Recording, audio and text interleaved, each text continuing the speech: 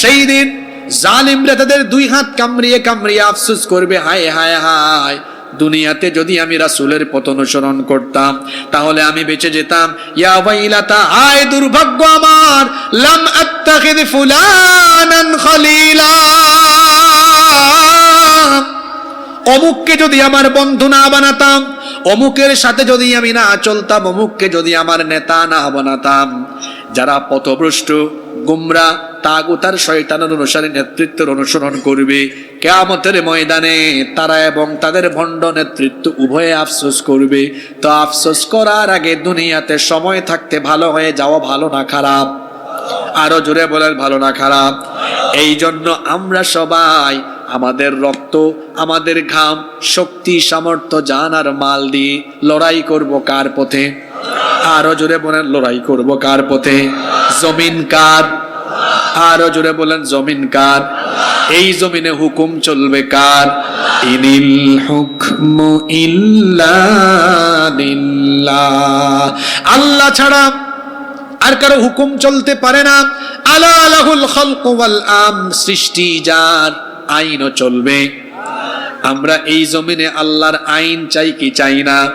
আল্লাহ তাআলা কোরআনে কারীমের অন্য জায়গায় বললেন, যে বান্দা আমার সাথে এই ব্যবসা করতে পারবে, এটা বড় বরকতময় ব্যবসা। আল্লাহ তাআলা বলছেন, এই ব্যবসা যদি তুমি আমার সাথে করতে পারো, অর্থাৎ তোমার জান আর মাল তুমি যদি আমার কাছে বিক্রি করতে পারো, তাহলে আমি তোমাকে কি পুরস্কার দিব শোনো। আমি আল্লাহ তোমাকে কিয়ামতের ময়দানে কঠিন আযাব থেকে বাঁচিয়ে দিব। রব্বুল আলামিন কোরআনে কারীমে এই জন্য সূরা সাফে বলেছেন, ইয়া আইয়ুহাল্লাযীনা আমানু হাল আদুল্লুকুম আলা তিজারাতিন তুনজিকুম মিন আযাবিন আলীম। হে ঈমানদারেরা, আমি কি তোমাদেরকে এমন একটি ব্যবসার সন্ধান দিব না, যে ব্যবসা করলে পরে, যে ব্যবসার সাথে সম্পৃক্ত হলে পরে তোমাদেরকে জাহান্নামের কঠিন আযাব থেকে বাঁচিয়ে দেওয়া হবে। সেই ব্যবসাটা হলো তুমিনুনা বিল্লাহি ওয়া রাসূলিহি ওয়া তুজাহিদুনা ফি সাবিলিল্লাহি বিআমওয়ালিকুম ওয়া আনফুসিকুম, যালিকুম খায়রুল লাকুম ইন কুনতুম তা'লামুন। সেই ব্যবসা হলো তোমরা আল্লাহ এবং তার রাসূলের উপর ঈমান আনবে। আল্লাহ এবং তার রাসূলের উপরে ঈমান এনে তোমাদেরকে যে জান আর মাল দেওয়া হয়েছে, সেই জান আর মাল দিয়ে আল্লাহর পথে, আল্লাহর জমিনে আল্লাহর দ্বীন কায়েমের জন্য প্রাণান্তকর সংগ্রাম করবে, প্রাণান্তকর প্রচেষ্টা করবে। তোমরা তোমাদের জান এবং মাল দিয়ে আল্লাহর পথে জিহাদ করবে। এই ব্যবসা হলো তোমাদের জন্য উত্তম ব্যবসা। এই ব্যবসা যদি তোমরা করতে পারো, তাহলে আমি আল্লাহ আমার তরফ থেকে তোমাদেরকে 3টা পুরস্কার দিব। এখানে আল্লাহর পথে জানমাল দিয়ে আল্লাহর পথে জিহাদ করাকে ব্যবসা বলা হয়েছে। জোরে বলেন, কি বলা হয়েছে? এটা কেন বললাম? মাঝে মাঝে আপনারা ফেরাউনের দলের গালি শুনে মন খারাপ করেন, দেখেন না, ওরা মাঝে মাঝে আমরা যারা দিন কায়েমের কথা বলি, আন্দোলন করি, আমাদেরকে বলে ধর্ম। বলেন, ধর্ম খারাপ কিছু বলছে নাকি? জোরে বলেন, খারাপ কিছু বলছে? আরে এখানে তো আল্লাহ তাআলা জান আর মাল দিয়ে আল্লাহর পথে লড়াই করাকে আল্লাহ উত্তম ব্যবসা বলেছেন। আল্লাহু আকবার। আমাদেরকে যারা ধর্ম ব্যবসায়ী বলে, ওরা হলো চেতনা ব্যবসায়ী। ওরা কি ব্যবসায়ী? কিসের চেতনা? স্বাধীনতার চেতনা। মূলত একটা জাতির সাথে একটা ধোঁকা, একটা প্রতারণা। ওরা স্বাধীনতার চেতনার ট্যাবলেট মানুষকে গিলায়া খাওয়ায়া, স্বাধীনতার চেতনার কথা বলে বলে বাংলাদেশের স্বাধীনতার সার্বভৌমত্বকে পার্শ্ববর্তী দেশের হাতে সুপর্দ করে তারা এই বাংলাদেশকে ভারতের অঙ্গরাজ্য পরিণত করতে চেয়েছে। তারা স্বাধীনতার চেতনার কথা বললেও তারা আসলে এই দেশের স্বাধীনতার জন্য ভয়ঙ্কর রকমের হুমকি ছিল। দেখেন না দেশের রোড, আমার দেশের বন্দর, আমার দেশের রেল, সবকিছুর সুবিধা পার্শ্ববর্তী দেশকে দিয়েছে, কিন্তু পার্শ্ববর্তী দেশ থেকে এই যে পানি বন্টন নীতি, এই সমস্যারও যুগ যুগ ধরে সমাধান তারা করতে পারে না। আমি সিলেটি ভাষায় এই জন্য ওদের নাম দিয়েছি আনিস মিয়া, অর্থাৎ ওরা সব নিবে, আপনাকে কিছু। আমরা বলতে চাই ভারতের সাথে আমাদের সম্পর্ক হবে ন্যায্যতার ভিত্তিতে, সমতার ভিত্তিতে সম্পর্ক হবে বন্ধুত্বপূর্ণ। যদি বন্ধুত্বপূর্ণ সম্পর্কের বিপরীতে এই সম্পর্ককে দাদাগিরি বা প্রভুগিরিতে কেউ রূপান্তর করতে চায়, বরদাস্ত করবে না দেশের 20 কোটি মানুষ। সম্মানিত ভাইয়েরা, আল্লাহ তাআলা এখানে বলছেন এটা হলো বান্দার সাথে আমার উত্তম ব্যবসা, এবং এই ব্যবসা করলে পরে আমি তোমাদেরকে কিয়ামতের দিন কঠিন আযাব থেকে বাঁচিয়ে দিব। সুবহানাল্লাহ পড়েন। শুধু তাই নয়, এর সাথে সম্পৃক্ত হলে পরে তোমাদেরকে আমি আরো 3টা পুরস্কার দিব। জোরে বলেন কয়টা পুরস্কার? সেই পুরস্কারগুলো কি এবার আল্লাহ বলছেন, ইয়াগফির লাকুম যুনুবাকুম ওয়া ইউদখিলকুম জান্নাতিন তাজরি মিন তাহতিহাল আনহার ওয়া মাসাকিনা তাইয়্যিবাতান ফি জান্নাতি আদন যালিকাল ফাওজুল আযীম ওয়া উখরা তুহিব্বুনাহা নাসরুম মিনাল্লাহি ওয়া ফাতহুন করিব ওয়া বাশশিরিল মুমিনিন। তুমি যদি তোমার জান আর মাল আমার কাছে বিক্রি করে দিতে পারো বান্দা, এই ব্যবসার কারণে আমি আল্লাহ তোমাকে যে পুরস্কার দিব, 1 নাম্বার ইয়াগফির লাকুম যুনুবাকুম, তোমার যত গুনাহ আছে তোমার সব গুনাহ আমি আল্লাহ মাফ করে দিব। 1 নম্বরে তুমি আমার ক্ষমা পেয়ে যাবে। 2 নাম্বার হলো ওয়া ইউদখিলকুম জান্নাতিন তাজরি মিন তাহতিহাল আনহার ওয়া মাসাকিনা তাইয়্যিবাতান ফি জান্নাতি আদ, বান্দারে আমি তোমাকে চিরস্থায়ী নিয়ামতের জায়গা, সেই জান্নাতে উত্তম আবাসস্থলে, সেই জান্নাত যে জান্নাতের নিচে ঝর্ণা ধারা বহমান আছে, সেই জান্নাতে আমি তোমাকে দাখিল করাবো। 3 নাম্বার পুরস্কার হলো এই যে তুমি জান আর মাল দিয়ে আল্লাহর পথে, আল্লাহর ইচ্ছায়, যাতে করে আল্লাহর তরফ থেকে মদদ এসে, বিজয় এসে, আল্লাহর জমিনে যাতে আল্লাহর দ্বীনের ঝান্ডা উড্ডীয়ন হয়ে যায়, তোমাদের লালিত ধারণ করা এই স্বপ্নের বাস্তবায়ন আমি আল্লাহ ঘটাবো। 3 নাম্বার পুরস্কার, এটা কেউ দুনিয়াতে পাবে, কেউ দুনিয়াতে পাবে না। আগের 2টা সবাই পাবে, কিন্তু 3 নাম্বারটা সবাই পাবে না। যারা শহীদ না হয়ে গাজী হয়ে থাকবে, এটা তারাই কেবলমাত্র দেখবে। সেটা হলো আল্লাহ বলছেন ওয়া উখরা তুহিব্বুনাহা নাসরুম মিনাল্লাহি ওয়া ফাতহুন করিব ওয়া বাশশিরিল মুমিনিন। 3 নাম্বার পুরস্কার হলো তোমরা যেটা চাও, ওয়া উখরা তুহিব্বুনাহা, তোমরা যেটা ভালোবাসো, তোমরা যেটা পছন্দ করো, তোমরা যেটা চাও, নাসরুম মিনাল্লাহি ওয়া ফাতহুন করিব, আল্লাহর তরফ থেকে সাহায্য এবং নিকটবর্তী বিজয়। বান্দারে আমি ওয়াদা করলাম এই 3 নাম্বার পুরস্কার, অর্থাৎ আমি আল্লাহ আমার তরফ থেকে সাহায্য পাঠিয়ে আমি তোমাদেরকে মদদ দিয়ে আমার দ্বীনের বিজয় আমি জমিনে দান করে দিব। আরো আসতে বলেন সুবহানাল্লাহ। এই ব্যবসাকে আল্লাহ অন্য আয়াতে বললেন এটা হলো লাভজনক ব্যবসা, আর এই ব্যবসা যারা দুনিয়ায় করতে পারে নাই এদের ব্যবসা লাভজনক হয় নাই।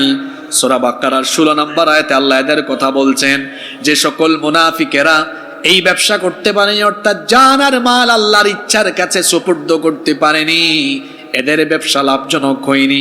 আল্লাহ এদের কথা এভাবে বললেন, উলাইকাল্লাযীনা ইশতারাবুদ-দালালাতা বিল-হুদা ফামা রাবিহাত তিজারাতুহুম ওয়া মা কানু মুহতাদিন। আল্লাহ তাআলা বলছেন, যারা হেদায়েতের বিনিময়ে গুমরাহি ক্রয় করে নিয়েছে এরা এই ব্যবসায় লাভজনক হতে পারেনি। ওয়ামা কানু মুহতাদিন, এবং তারা হেদায়াত প্রাপ্ত হতে পারেনি। তার বিপরীতে যারা জান এবং মালকে আল্লাহর কাছে সুপুর্দ করে দিয়েছে তারা হেদায়াত প্রাপ্ত, তারা সফল কাম। কারণ তারা তাদের রবের কাছে জানমাল বিক্রি করেছে আর তাদের রব তাদেরকে এর বিনিময়ে জান্নাতের ওয়াদা করেছেন। তাহলে মুমিন হলো সেই ব্যক্তি যে ব্যক্তি তার জানমালকে বিক্রি করে দিবে কার কাছে? জোরে বলেন, কার কাছে? আপনারা আছেন না ঘুমাই গেছেন? গুরুত্বপূর্ণ কথা আসতেছে। এরপরে আল্লাহ বলছেন সেই সব মুমিনদের আরো পরিচয় হলো ইউকাতিলুনা ফি সাবিলিল্লাহি ফায়াকতুলুনা ওয়া ইউকতালুন। সেই সকল মুমিনদের পরিচয় হলো ইউকাতিলুনা ফি সাবিলিল্লাহ,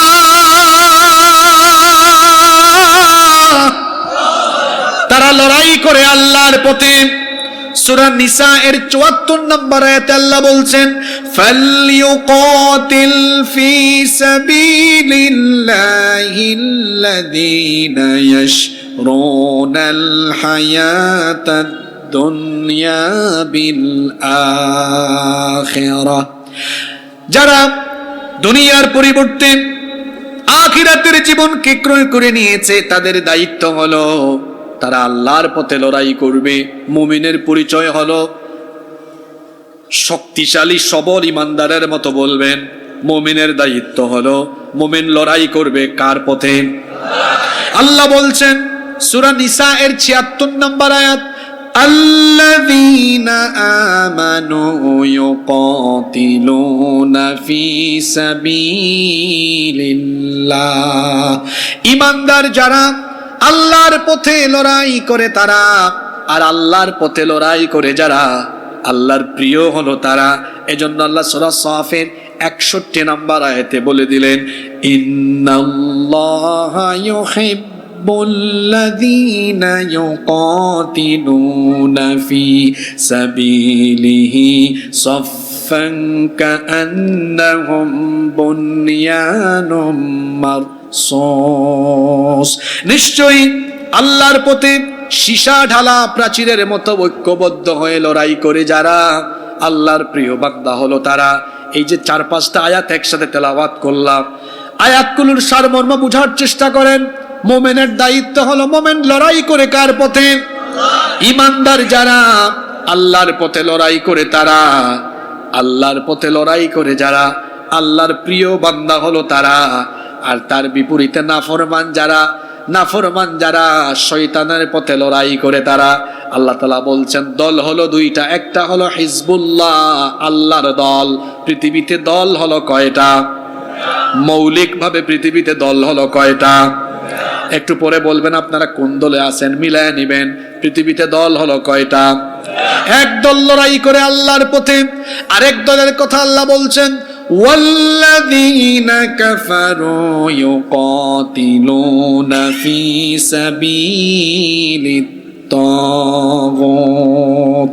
আর যারা নাফরমান কাফের মুশরিক বেঈমান এরা লড়াই করে তাগুতের পথে। আর তাগুত যারা শয়তানের বন্ধু তারা। এজন্য আল্লাহ আয়াতের পরের অংশে বললেন ফাকাতিলু আউলিয়া আশ-শাইতান। অতএব শয়তানের বন্ধু এই তাগুতের বিরুদ্ধে তোমরা লড়াই করো। প্রশ্ন হতে পারে তাগুত কারা? তাগুতের পরিচয় অনেক ব্যাপক। তবে যদি বলেন হুজুর এক কথায় এক বাক্যে বলে দেন তাগুত কারা, তো উত্তর হলো আল্লাহর কোরআনের আইনের বিরুদ্ধে নিজেদের আইন চাপিয়ে দিতে চায়, নিজেদের আইন বাস্তবায়ন করতে চায় যারা, তাগুত হলো তারা। যেমন ফেরাউনকে আল্লাহ বলেছেন, আল্লাহ মুসা নবীকে বললেন ইযহাবা ইলা ফিরআউনা ইন্নাহু তাগা। ও মুসা ফেরাউনের কাছে যাও। ফেরাউনের পরিচয় আল্লাহ বললেন ইন্নাহু তাগা, নিশ্চয়ই সে সীমালঙ্ঘনকারী। যে ব্যক্তি সীমালঙ্ঘনকারী অর্থাৎ যে ব্যক্তি তাগা সীমালঙ্ঘন করে তাকেই বলা হয় তাগী বা তাগুত। আল্লাহ ফেরাউনকে তাগুত বলেছেন কেন? কারণ ফেরাউন তার জনপদে আল্লাহর আইন প্রতিষ্ঠা করতে দেয়নি, আল্লাহর আইনের পরিবর্তে তার নিজের আইন বলবৎ রাখতে চেয়েছিল।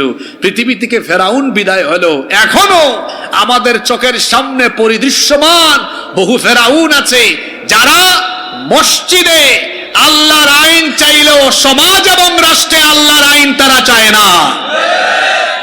প্রমাণ দিয়ে দিই, আপনাদের মসজিদে যদি আগামী জুমাবারে খতিব সাহেব বলেন, সম্মানিত মুসল্লিবৃন্দ, আমাদের মসজিদ আল্লাহর আইনে চলবে, সবার আগে সভাপতি হাত তুলে বলবে হুজুর আমি রাজি আছি, সেক্রেটারি কোষাধ্যক্ষ সবাই বলবে, মুসল্লি বলবে হুজুর আমরা রাজি, আমাদের মসজিদ আল্লাহর আইনের ভিত্তিতে চলুক। হুজুর যদি খুশি হয়ে পরবর্তী পয়েন্টে বলেন যে আল্লাহর আইনে মসজিদ চলবে, আসুন সে আল্লাহর আইনে সমাজ রাষ্ট্র পরিচালনার জন্য সবাই ঐক্যবদ্ধ হই, দেখবেন ওই মসজিদের ভেতরেই মুসলমান নামধারী বহু মুনাফিকের চেহারা মলিন হয়ে গিয়েছে। তাহলে বোঝা গেল মসজিদে সবাই আল্লাহর আইন চাইলেও সমাজ এবং রাষ্ট্রে সবাই আল্লাহর আইন।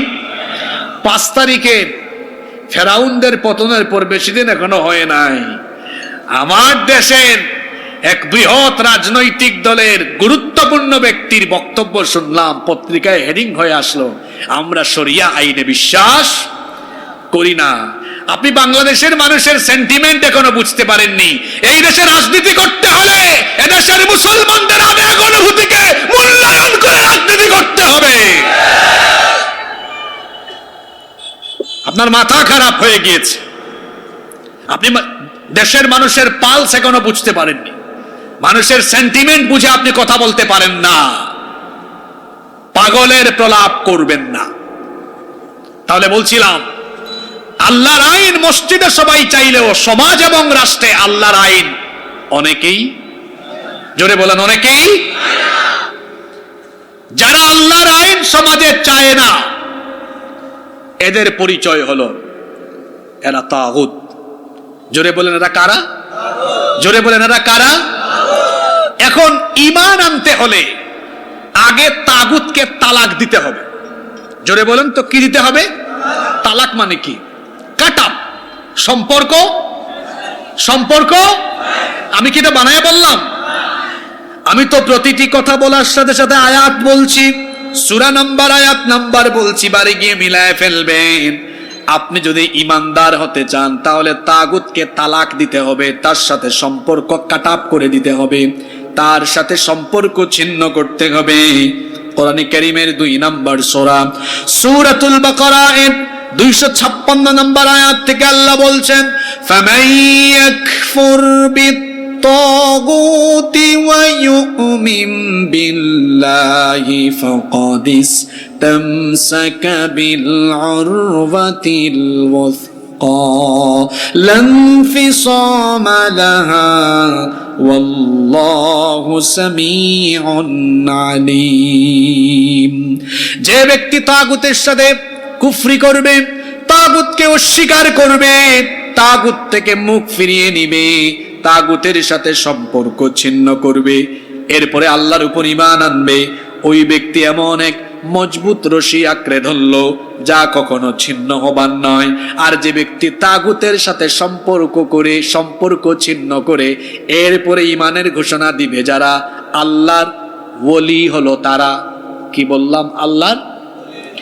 বাংলাদেশের মুসলমান মনে করেছে ওলি হইতে হলে খানকা লাগবে, মাজার লাগবে, দরবার লাগবে। আর আল্লাহ কোরআনে বলেছেন আমার ওলি হতে হলে তাগুতের সাথে সম্পর্ক ছিন্ন করা লাগবে। আমার দেশে এমন বহু পীর নামের ক্ষীর আছে যারা নিজেদেরকে পীরও দাবি করে, আবার বাতিলের পদলেহন করে, বাতিলের পাচাটা গুলামি করে। এরা পীর না, এরা ভণ্ড পীর, এরা পীর নামের ক্ষীর। ঠিক না ঠিক? আল্লাহ বলছেন তাগুতের সাথে সম্পর্ক ছিন্ন করে ঈমান আনবে যারা, আমার ওলি, আমার বন্ধু হয়ে যাবে তারা।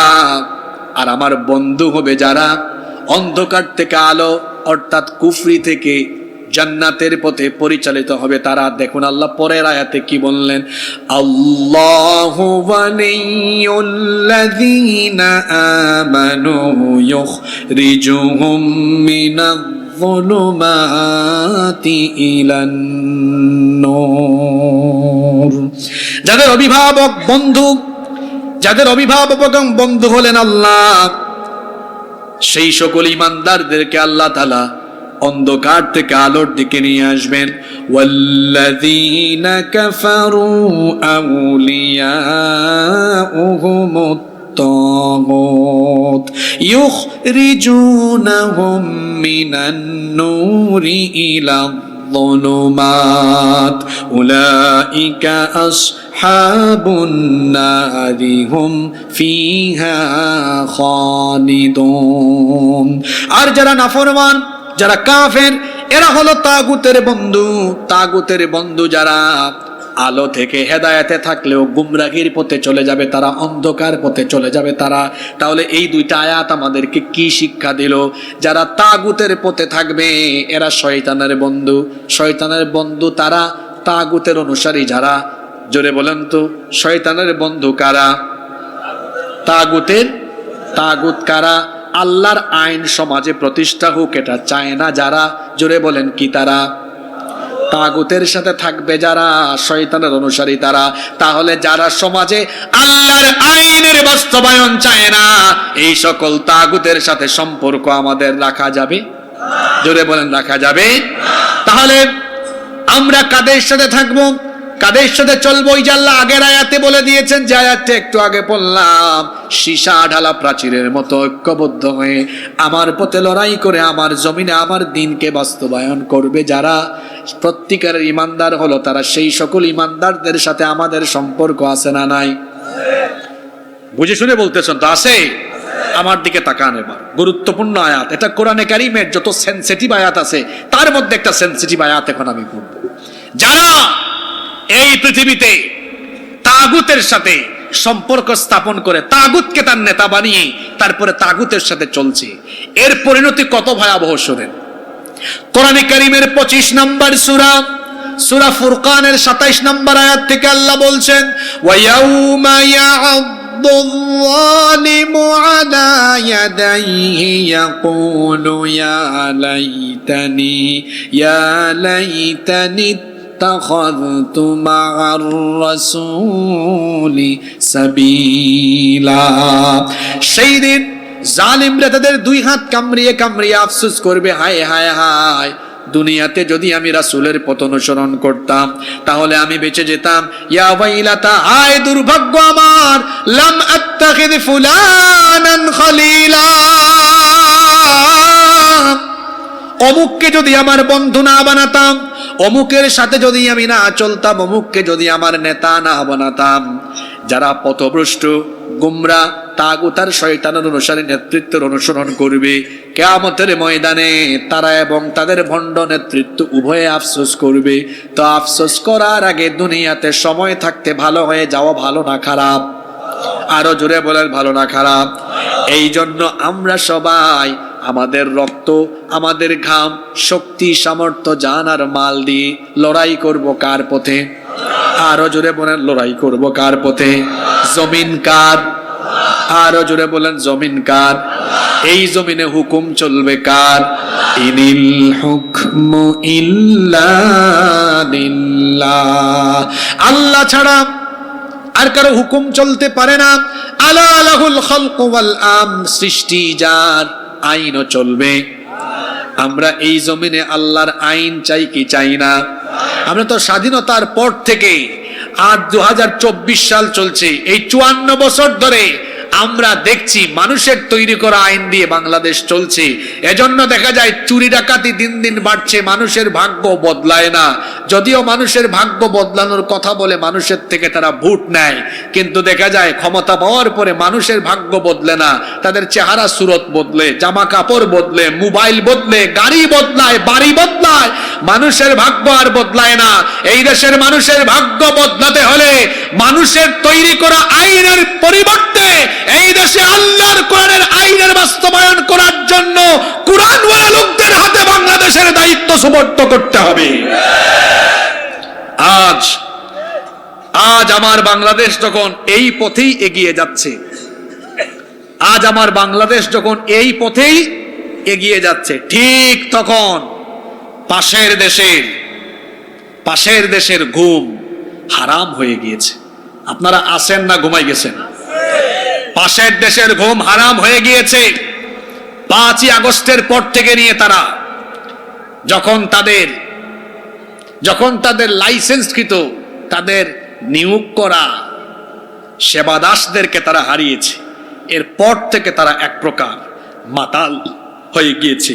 একটার পর একটা ঘোলাটে পরিস্থিতি সৃষ্টি করে এই দেশকে অস্থিতিশীল করার জন্য তারা অপচেষ্টা চালাচ্ছে। সর্বশেষ ইসকনকে কেন্দ্র করে এই বাংলাদেশকে তারা অস্থিতিশীল করার অপচেষ্টায় লিপ্ত আছে। আপনারা আসেন না ঘুমাই গেছেন?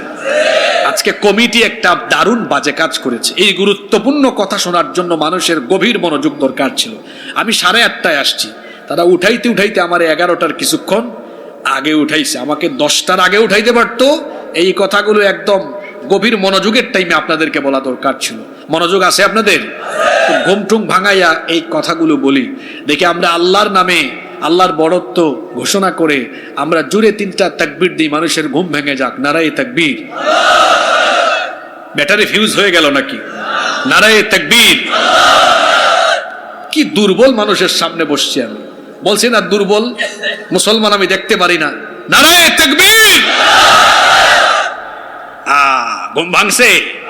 বলছিলাম 5 তারিখের পর থেকে আমার দেশে ইসলামী বিপ্লবের জন্য একটি নবদিগন্তের যাত্রার সূচনা হয়। যখন এই দিকে বাংলাদেশ এগিয়ে যাচ্ছে, তখনই পাশের দেশের ঘুম একটার পর একটা ঘোলাটে পরিস্থিতি সৃষ্টি করে বাংলাদেশকে তারা অস্থিতিশীল করার অপচেষ্টা করছে। সর্বশেষ ইসকন নামে একটি সংগঠন এবং তার সন্ত্রাসী সদস্যদেরকে দিয়ে বাংলাদেশকে তারা অস্থিতিশীল করতে চাইছে। আমার দিকে খেয়াল করুন, ইসকন এটি হচ্ছে শর্ট ফর্ম।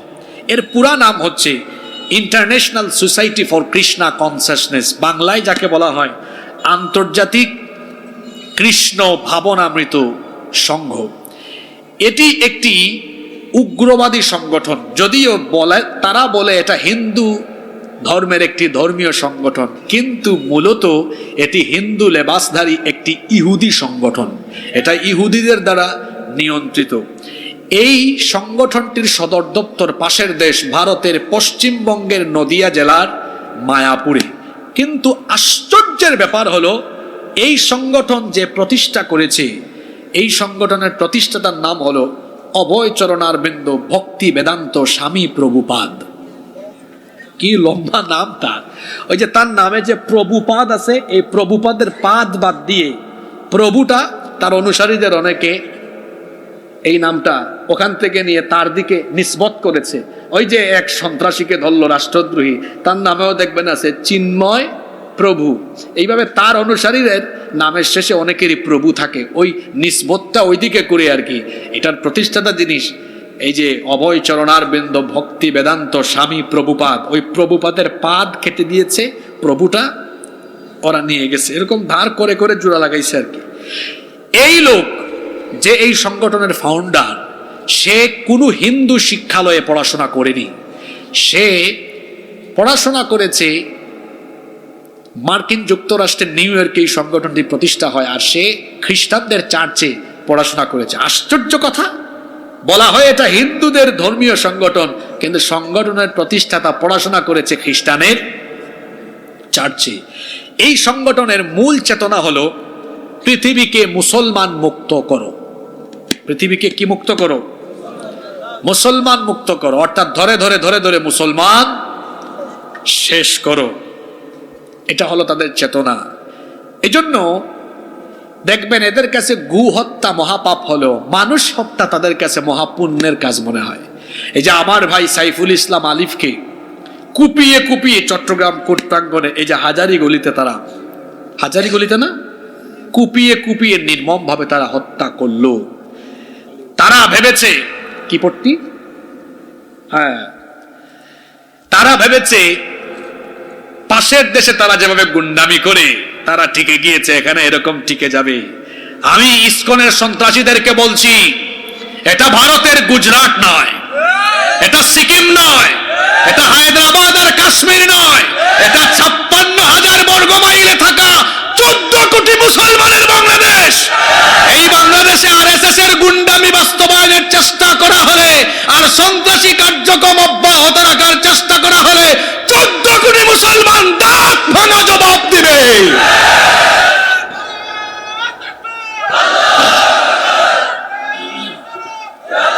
সম্মানিত ভাইয়েরা, এই ঘটনাকে কেন্দ্র করে ভারতের পররাষ্ট্র মন্ত্রণালয় বিবৃতি দিল। আমার দিকে তাকান, হাসতেছেন কেন? উচিত ছিল বিবৃতি দেওয়া আইনজীবী হত্যার ব্যাপারে। আশ্চর্য কথা হলো, আইনজীবী হত্যার ব্যাপারে কোনো বিবৃতি না দিয়ে তারা বিবৃতি দিয়েছে ওই জঙ্গি সন্ত্রাসী রাষ্ট্রদ্রোহী চিন্ময় কুমারের পক্ষে। এই বিবৃতি দিয়ে তারা প্রমাণ করেছে যে ব্যক্তি এবং যার অনুসারীরা এরকম নির্মম হত্যাকাণ্ড ঘটায় তাদের পক্ষে বিবৃতি দিয়ে আরএসএস দ্বারা পরিচালিত বিজেপি প্রধান নরেন্দ্র মোদী শাসিত ভারত সরকার তারা আসলে সত্যিকার অর্থে গুন্ডা পান্ডা আর সন্ত্রাসীদের দূষণ। নইলে আপনার দেশের পররাষ্ট্র মন্ত্রণালয় বিবৃতি দিতে পারত একজন আইনজীবীর পক্ষে, না দিয়ে আপনারা বিবৃতি দিলেন সন্ত্রাসীদের পক্ষে। এখানেই শেষ নয়, আপনাদের দেশের উগ্রপন্থী চরমপন্থী জঙ্গি হিন্দুরা আগরতলায় আমাদের বাংলাদেশি দূতাবাসের উপরে হামলা করেছে। একটা দেশের হাই কমিশনে হামলা করা মানে হলো ওই দেশের অস্তিত্বে হামলা করা। আবার গতকাল কলকাতার পশ্চিমবঙ্গের মুখ্যমন্ত্রী মমতা ব্যানার্জি তিনি কি বলেছেন, যে বাংলাদেশে নাকি জাতিসংঘের শান্তিরক্ষী মিশন পাঠানো দরকার, বাংলাদেশে নাকি হিন্দুরা আরামে নাই। আমি বলবো ভারতে জাতিসংঘের শান্তিরক্ষী বাহিনী পাঠানো দরকার, কারণ ভারতে হাই কমিশন পর্যন্ত নিরাপদ নাই। সম্মানিত উপস্থিতি, বীর চট্টলাবাসী তারা এখানেই শেষ করেনি, আমার দেশের জাতীয় পতাকার গায়ে আগুন ধরিয়ে দিয়ে তারা এই দেশের 20 কোটি জনগণের কলিজায় আগুন জ্বালিয়ে দিয়েছে।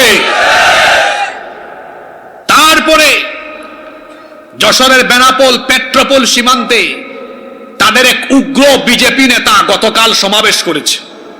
সমাবেশ করে সে কি বলেছে, যে সীমান্ত অবরোধ করব, আলু দিব না, পেঁয়াজ দিব না। আলু কি তোর বাপ দাদার নাকি রে? আলু আর পেঁয়াজ ফলায় কে? আমাদের এই আল্লাহ চাইলে তাদের দেশের আলু আর পেঁয়াজ শেষ করে দিতে পারেন না? তো তোর আলু আর পেঁয়াজের আমরা মুখাপেক্ষী নাকি? আমি এই চট্টলাবাসী সহ গোটা বাংলাদেশের মানুষকে বলবো, এতে আমাদের হতাশ হওয়ার কিছুই নেই। আপনার বাজারে একজন দোকানদার আপনাকে পণ্য দেয় না, আপনি কি বসে থাকবেন না আরেকজনের কাছ থেকে আনবেন? তুমি আমাকে আলু পেঁয়াজ তো মাগনা দাও না, বিনা পয়সায় দাও না, ভিক্ষাও দাও না, টাকার বিনিময়ে দাও। তো তুমি যদি তোমার সীমান্ত দিয়ে তোমার দেশের পণ্য খালাস করে আমার সাথে বাণিজ্য না করো, তো আমার বড় লস না, তোমারও লস আছে, কারণ তোমার ব্যবসা মন্দা দেখা দিবে। এমনিতেই আমরা জানি তোমাদের টয়লেট নাই, স্যানিটাইজেশন ব্যবস্থা ভালো নাই, তোমাদের বাণিজ্যের সবচেয়ে বড় কাস্টমার বাংলাদেশ যদি হাতছাড়া হয়, অভাবে অনটনে দুর্ভিক্ষে তোমরা মরে যাবা। আমাদেরকে হুমকি দেয়, আমাদেরকে কি দেয়? হুমকি দেয়। আবার কথায় কথায় তারা বলতেছে যে বাংলাদেশের সাম্প্রদায়িক সম্প্রীতি নাই। সম্প্রীতি কি তাদের ভেতরে আছে? বাংলাদেশের মতো সম্প্রীতির দেশ পৃথিবীর কোথাও নাই। এদেশে হিন্দু মুসলিম বৌদ্ধ খ্রিস্টান সবাই আমরা মিলেমিশে বসবাস করছি, কারো সাথে কারো কোনো সংঘাত কোনো দাঙ্গা হাঙ্গামা নাই। মূলত আজকের এই জটিল পরিস্থিতি তৈরি করার পেছনের মূল হুতা হলো ভারতের হলুদ ভূ রাজনীতি। আন্তর্জাতিক রাজনীতি নিয়ে স্টাডি করেন আপনারা জানেন, 5 তারিখের পর থেকে ইন্ডিয়ান ভারতীয় বহু চ্যানেল বাংলাদেশের বিরুদ্ধে মিথ্যা সংবাদ অনবরত বিরামহীন তারা প্রচার করে গিয়েছে। ওই যে রিপাবলিক বাংলা একটা চ্যানেলে একটা লোক ব্যাঙের মতো খালি লাফায়, তার নাম কি জানো? ময়ূক ময়ূক রঞ্জন না কি জানি নাম তার, হ্যাঁ ময়ূক রঞ্জন, দেখবেন ব্যাগের মতো লাফায়, স্টুডিওতে এমন ভাবে যায় বাংলাদেশের মানচিত্র বের করে। আপনারা তো এই চট্টগ্রাম কক্সবাজারের মানুষ, শোনেন আপনাদের ব্যাপারে কি বলে। এই যে মানচিত্র, এই চট্টগ্রাম, এটা যদি আমরা দখল করে ফেলতে পারি এই হবে ওই হবে। কিরে চট্টগ্রাম তোর বাপ দাদার নাকি? চট্টগ্রাম দখল করবি? একটু আয় না চট্টগ্রাম দখলের জন্য, একটু এসে দেখ না চট্টগ্রামের মানুষ তোদেরকে উত্তম মেহমানদারি করবে।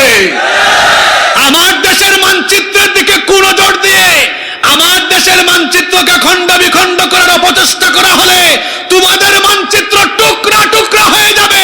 যে চট্টগ্রাম দখল করার চেষ্টা করছো, আর চট্টগ্রামের মাটি থেকেই বলে গেলাম, এই বীর চট্টলের মানুষ, এই বীর চট্টলের মানুষই খেপে গিয়ে দিল্লি পর্যন্ত বাংলাদেশ ইসলামের পতাকা উড়িয়ে দিবে। সিংহ ঘুমিয়ে থাকলে তাকে ঘুমাতে দেওয়া ভালো। হুদাই তার কানের কাছে গিয়া খুচাখুচি করলে সিংহ যদি ঘুম থেকে জেগে উঠে, খবর আছে না নাই? ওরা কথায় কথায় বলে আমরা কি কম নাকি? আমাদের জনসংখ্যা 130 কোটি, আমাদের মিলিটারি বেশি, ব্যাককলের দল, বুকার দল। তোদের কাছে সব থাকলেও একটা জিনিস তোদের নাই যেটা আমাদের কাছে আছে। আমাদের কাছে ঈমান আছে, তোদের কাছে ঈমান নাই। এই ঈমানের অস্ত্র, এটার পাওয়ার কত! ঈমানী চেতনায় যারা বলিয়ান তারা সংখ্যায় কম হলেও সংখ্যায় বেশি থাকলেও ওদেরকে হারিয়ে দিতে পারে, যার প্রমাণ হলো বদর। বদরে আমরা সংখ্যায় কম হয়েও ঈমানের কারণে, ঈমানী চেতনায় দাঁড়িয়ে যাওয়ার কারণে আমাদেরকে সাহায্য করেছেন কে? এই বাংলাদেশের মানচিত্র দখলের, বাংলাদেশের মানচিত্রের দিকে কোন নজর দিলে 14 কোটি মুসলমান জাতীয় ঐক্যের ডাক দিয়ে ঐক্যবদ্ধ যখন হবে, আমাদের ঈমানী অস্ত্রের কাছে তোমরা টুকরা টুকরা হয়ে যাবে। আমাদের মানচিত্র দিকে চোখ তোলা হলে তোমাদের চোখ উপড়ে ফেলা হবে। সম্মানিত ভাইয়েরা, সম্মানিত ভাইয়েরা, যে চট্টগ্রাম নিয়ে ওই টিভি চ্যানেলে কথা হয়েছে, আমি তার জবাবে বলবো, বেশি বাড়াবাড়ি যদি করো, এই বাড়াবাড়ি যদি বন্ধ না করো, তো বলে গেলাম এই চট্টগ্রাম থেকেই দিল্লি বিজয় যাত্রা শুরু হবে ইনশাআল্লাহ। গাজওয়াতুল হিন্দের কথা আমাদের মাথায় আছে না নাই? ভারতবর্ষে একটা যুদ্ধ হবে, এটা ভবিষ্যৎবাণী করেছেন মুহাম্মদ সাল্লাল্লাহু। আল্লাহর নবী বলেছেন, ইসাবাতান মিন উম্মতি আহরাজাহুমাল্লাহু মিনান নার। ভালো করে শোনেন, সাউবান রাদিয়াল্লাহু আনহু এই হাদিস বর্ণনা করেছেন। আল্লাহর রাসূল বলেছেন, ইসাবাতান মিন উম্মতি আহরাজাহুমাল্লাহু মিনান নার। আমার উম্মতের দুইটা দলকে আল্লাহ জাহান্নাম থেকে মুক্তি দিয়েছেন। অবাজে সুবহানাল্লাহ মুখ দিয়ে বাইন হইব। আমার উম্মতের কয়টা দলকে আল্লাহ জাহান্নাম থেকে মুক্তি দিয়েছেন? এই দুই দলে থাকতে চান? জোরে বলেন, দুই দলে থাকতে চান? এক নাম্বার দল ইসাবাতুন তাগজুল হিন্দ, যারা হিন্দুস্তানের বিরুদ্ধে যুদ্ধ করবে। তাহলে আল্লাহর নবী বলে গিয়েছেন হিন্দুস্তানিদের বিরুদ্ধে একটা যুদ্ধ, এই যুদ্ধে যারা অংশগ্রহণ করবে তাদেরকে জাহান্নাম থেকে মাফ করে দিবেন কে? দুই, ওয়াইসাবাতুন তাকুনু মা ঈসা ইবনে মারইয়াম আলাইহিস সালাম, যারা ঈসা আলাইহিস সালামের সাথী হবে, যারা ঈসা আলাইহিস সালামের। গাজওয়াতুল হিন্দ, হিন্দুস্তানে যদি আরেকটি যুদ্ধের দামামা বেজে ওঠে, আমার আল্লাহকে, আমার রাসূলকে খুশি করার জন্য বাংলাদেশের 14 কোটি মুসলমান বসে থাকবে না, ঈমানী চেতনায় বলিয়ান হয়ে দিল্লির লাল কেল্লায় বাংলাদেশের ইসলামের পতাকা উড়িয়ে দিবে। যদি আমাদের সামনে এমন রক্তক্ষয়ী কোনো যুদ্ধ চলেও আসে, কারা কারা আল্লাহর দ্বীনের জন্য লড়াই করতে প্রস্তুত থাকবেন? দুহাত তুলে আল্লাহকে দেখান।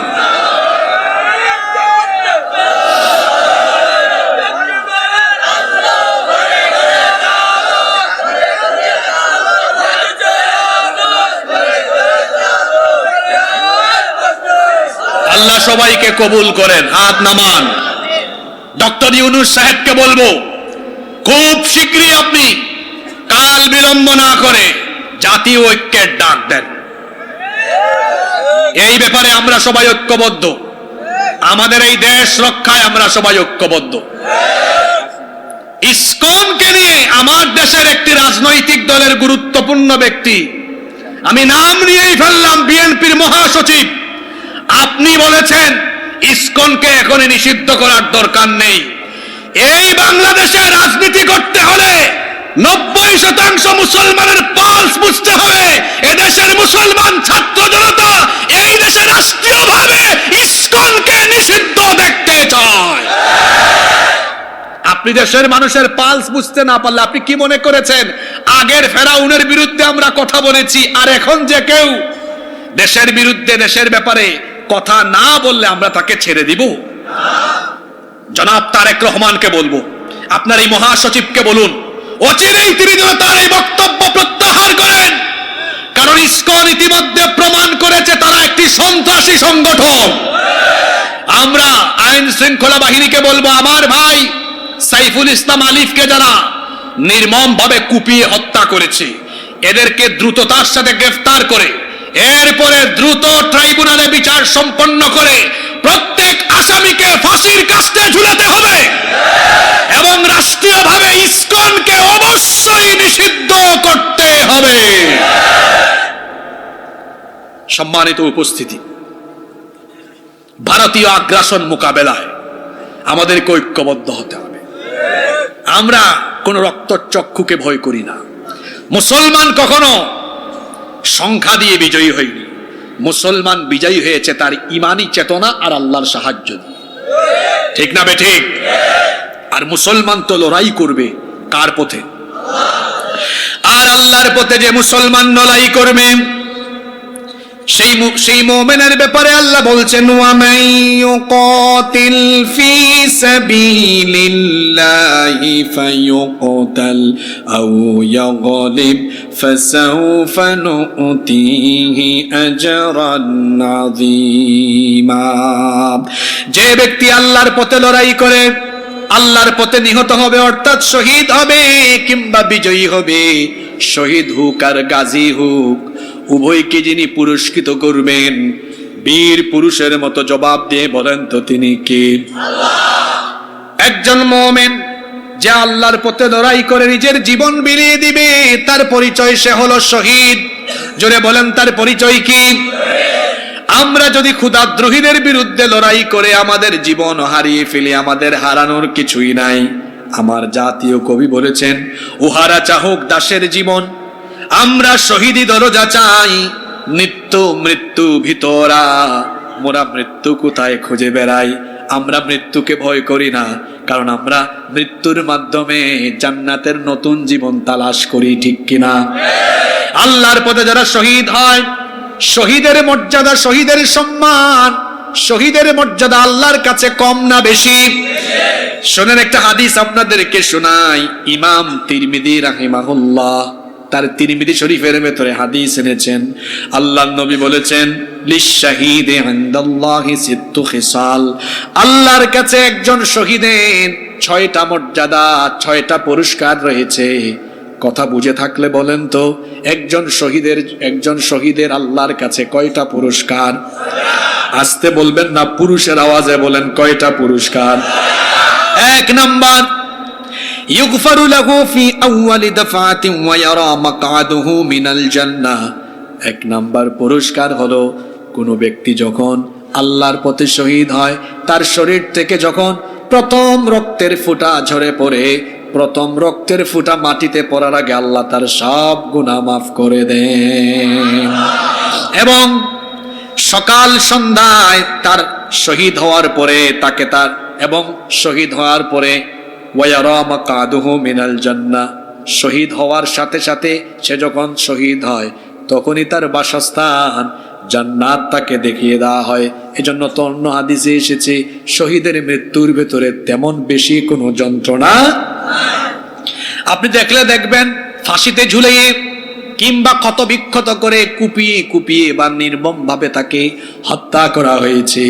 আপনি আমি দেখলে মনে করব মনে হয় কত কষ্ট পেয়েছে, কিন্তু না না, আল্লাহ নবী বলেছেন, যে ব্যক্তি আল্লাহর পথে শহীদ হয়, পিঁপড়া কামড় দিলে কিংবা হাতে চিমটি কাটলে যেমন খুব হালকা ব্যথা অনুভব হয়, একজন শহীদ মরণের সময় তেমন হালকা ব্যথা অনুভব করে।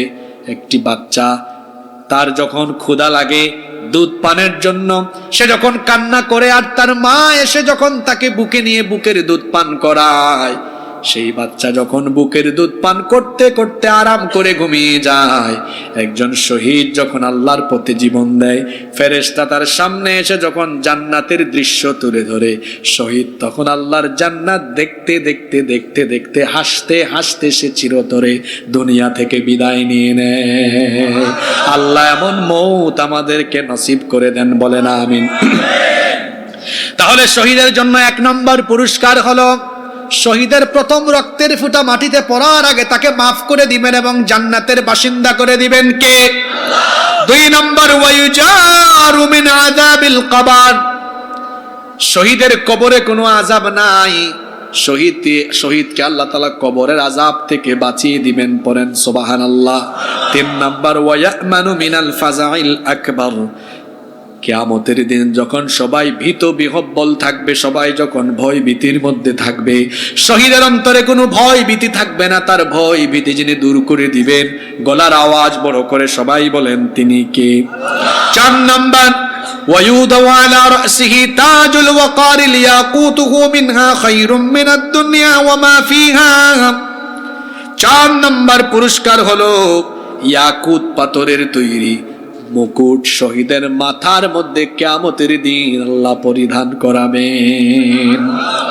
শহীদের 5 নম্বর পুরস্কার হলো ওয়ায়ুযাওয়াজু 72 যাওজাতাম মিনাল হুরিল আইন, ডাগর ডাগর চক্ষু বিশিষ্ট সুনয়না 72 জন হুরের সঙ্গে আল্লাহ শহীদকে বিবাহ দিবেন। 6 নম্বর এবং সর্বশেষ পুরস্কার হলো ওয়ায়ুশাফাউ ফি 70 মিন আকারিবিহি, একজন শহীদ তার নিকটাত্মীয়দের মধ্য থেকে কমপক্ষে 70 জনের জন্য সুপারিশের সুযোগ পাবে। একজন শহীদকে এই 6টা পুরস্কার যিনি দিবেন, গলার আওয়াজ বড় করে সবাই বলেন তিনি কে? মৌত একদিন হবে, আমারও হবে, আপনাদেরও হবে, কিন্তু সর্বশ্রেষ্ঠ মৌত হলো শাহাদাতের মৌত। শাহাদাতের মৃত্যু হলো সবচাইতে শ্রেষ্ঠ মৃত্যু, কারণ শহীদের কোনো হিসাব হয় না, শহীদের কোনো বিচার হয় না, শহীদের কাছ থেকে আল্লাহ হিসাব না নিয়ে বিনা হিসাবে বিনা বিচারে আল্লাহ তাকে জান্নাত দিয়ে দেন। এই জন্য তো আল্লাহ রসুলের সাহাবীরা শহীদ হওয়ার জন্য পাগল ছিলেন। আল্লাহু আকবার। এই রকম একজন যুবক সাহাবীর ঘটনা শোনায়, যেহেতু আজকের আয়োজকও যুবক, হুজুরও যুবক, শ্রোতাও বেশি যুবক, এজন্য কাহিনীটা হবে যুবকের, শুনবেন তো। আল্লাহ রসুলের সাহাবীরা, এই যুবক সাহাবীরা শহীদ হওয়ার জন্য কতটা পাগল পারা ছিলেন। একজন যুবক সাহাবীর ঘটনা বলছি, তার নাম হলো হযরত জুলাইবিব রাদিয়াল্লাহু আনহু। জোরে বলেন তো সাহাবীর নাম কি? আরো জোরে বলেন, টায়ার্ড হয়ে গেছেন। জুলাইবিব বয়সে তরুণ, বয়সে যুবক, কিন্তু দেখতে তিনি কুচকুচে কালো, গায়ের চামড়া কুচকুচে কালো, তার নাক হলো একটু চ্যাপ্টা, ঠোঁটগুলো মোটা মোটা, কুচকুচে কালো চামড়া, দেখতে সুন্দর লাগে না। তার বংশ পরিচয় তেমন ভালো না, অখ্যাত বংশের গরিব ঘরের সন্তান। ঈমান আনার পরে তিনি মসজিদে নববীতে আহলে সুফফার অধিবাসী হয়ে গেলেন। আহারে এতটাই দরিদ্র, আসমান ছিল তার শামিয়ানা, মাটি ছিল তার বিছানা। কোনো মানুষ খাবার খেয়ে যখন ফেলে দিত, সেই উচ্ছিষ্ট অংশটুকু তিনি খেতেন। আর পানি পানের জন্য তার কাছে কোনো গ্লাস বা কোনো পাত্র ছিল না, হাতের অঞ্জলি ভরে কুয়া থেকে পানি নিয়ে পানি পান করতেন। এই রকমের একজন দরিদ্র সাহাবী, গায়ের চামড়াও সুন্দর না, কুচকুচে কালো, জুলাইবিব রাদিয়াল্লাহু আনহু আহলে সুফফায় থাকতেন। আল্লাহর নবী একদিন মসজিদে নববীতে কিছু সাহাবী নিয়ে বসে আছেন।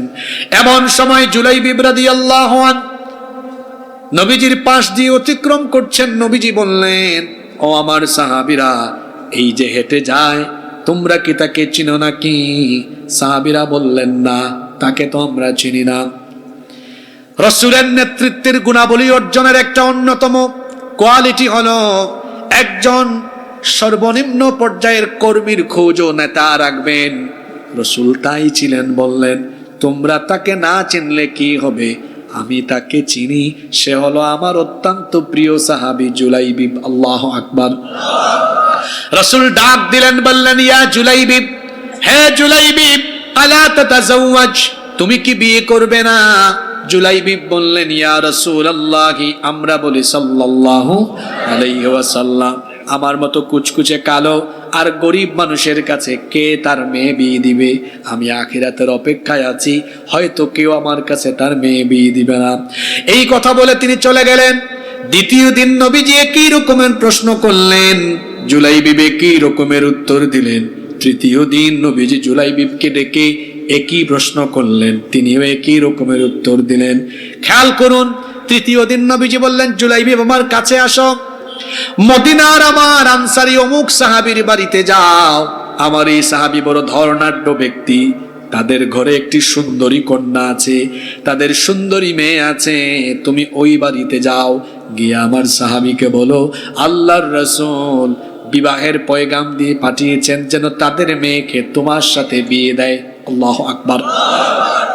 জুলাইবিব এবার আল্লাহর রাসূলের আদেশ মোতাবেক ওই সাহাবীর বাড়িতে গেলেন, দরজায় নক করলেন। ওই সাহাবী দরজা খুললেন, বললেন, কে আপনি? আপনাকে তো চিনলাম না।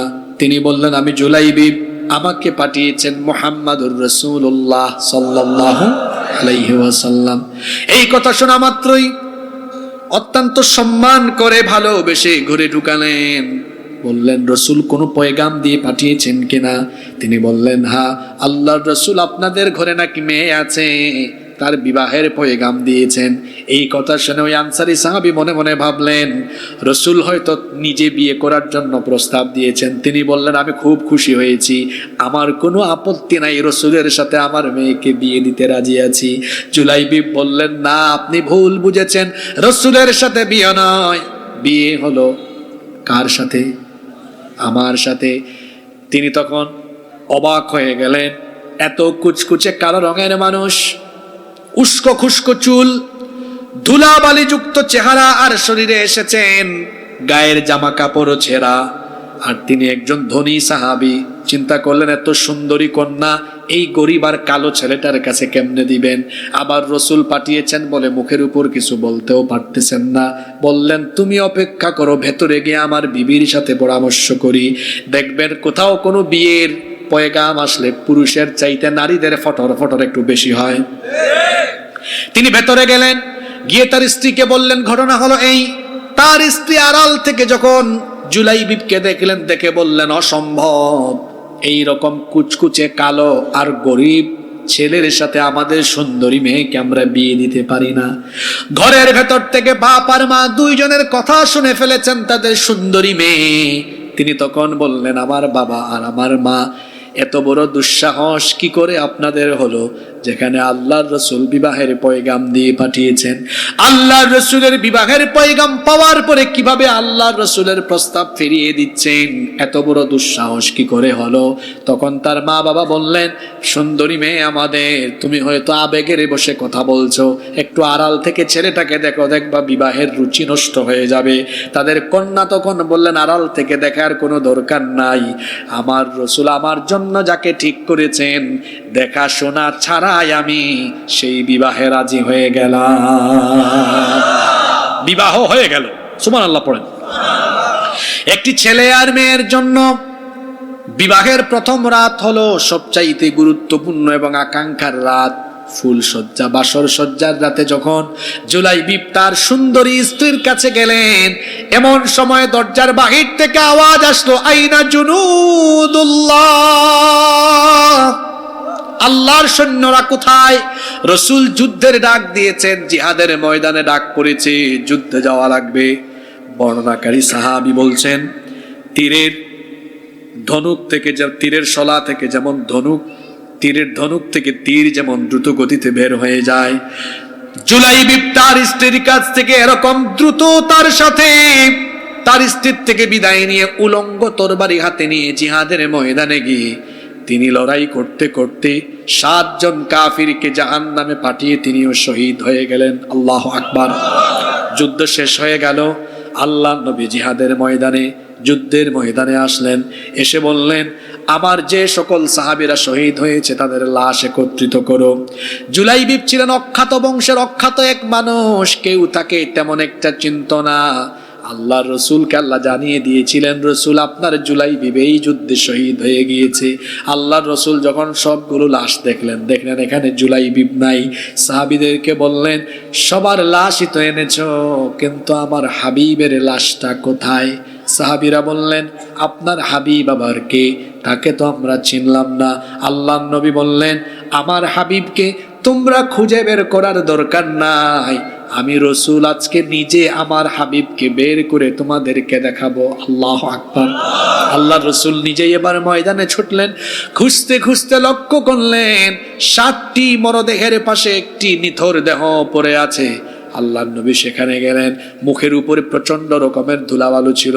সব ধুলাবালু নিজের হাত মোবারক দিয়ে সরালেন। সরায় দেখলেন এটাই হলো জুলাইবিব। নবীজি সাহাবীদেরকে ডাকলেন, আসো আসো, দেখে যাও আমার হাবিবকে, তোমরা দেখে যাও। আল্লাহর নবী বসে গিয়ে তার উরু মোবারকের উপরে জুলাইবিবের দেহখানা রেখে দিলেন। রেখে দেওয়ার পরে বললেন, হে জুলাইবিব, নতুন বিয়ে করে বাসর সজ্জায় এত সুন্দরী বউ রেখে আল্লাহর জন্য, রসুলের জন্য, আল্লাহর প্রেমে, রসুলের প্রেমে, আল্লাহর দ্বীনের জন্য তুমি আজ যে কুরবানি করলে, নিজের জানটাই দিয়ে দিলে, আল্লাহ তোমার উপর খুশি, আমিও তোমার উপর খুশি। আমি সাক্ষ্য দিলাম, জুলাইবিবরে তুমি আমার, আমি তোমার। হয়তো আল্লাহর জন্য, রসুলের জন্য, দ্বীনের জন্য এভাবে রক্ত বা জীবন দেওয়ার সময় সামনে আসতে পারে। তখন কি জুলাইবিবের উত্তরসূরি এই তরুণ যুবক ভাইরা ঘরে বসে থাকবে, না বীর পুরুষের মতো এগিয়ে যাবে? বীর পুরুষের মতো এগিয়ে গিয়ে শাহাদাতের তামান্নায় সম্মুখ পানে এগিয়ে থাকার জন্য কারা কারা প্রস্তুত? দুহাত তুলে আল্লাহকে দেখান।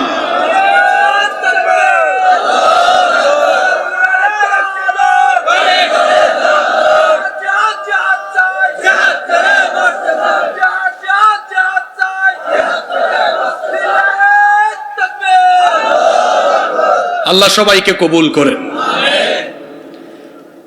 আল্লাহ তাআলা বলছেন, এই মুমিনদেরকে আমি জান্নাত দিব। তাদের পরিচয় হলো ইউকাতিলুনা ফি সাবিলিল্লাহি ফায়াকতুলুনা ওয়া ইউকতালুন। তারা লড়াই করবে আমার পথে, আমার পথে লড়াই করে এই পথে জীবন দিবে, এই পথে তারা নিহত হবে অর্থাৎ শহীদ হবে এবং মারবে। আর যারা আমার পথে এভাবে জানমাল দিয়ে লড়াই করবে তাদেরকে আল্লাহ জান্নাত দিবেন। এটা কার ওয়াদা? আস্তে বলবেন না, জোরে বলেন, কার ওয়াদা? সে আল্লাহ বলছেন, ওয়াদান আলাইহি হাক্কান ফিত তাওরাতি ওয়াল ইনজিলি ওয়াল কুরআন। আল্লাহ এই ওয়াদা তাওরাতে করেছেন, ইনজিলে করেছেন, এখন আবার কোরআনেও করছেন।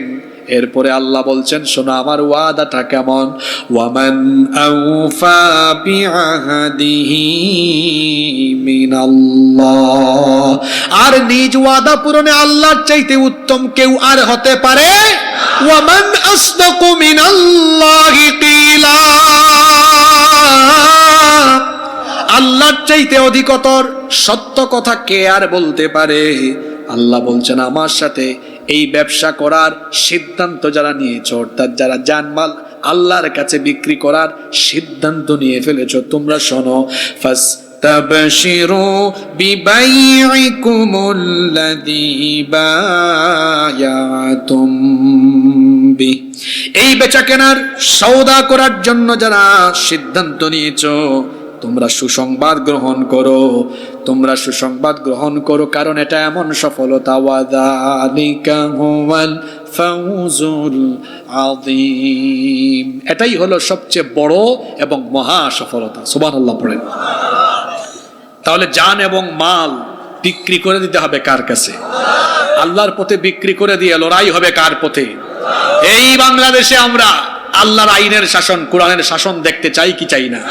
কি করতে হবে? নিজেদের জান মাল দিয়ে আল্লাহর জমিনে আল্লাহর কোরআনের শাসন প্রতিষ্ঠার জন্য ঐক্যবদ্ধ হয়ে কাজ করতে হবে।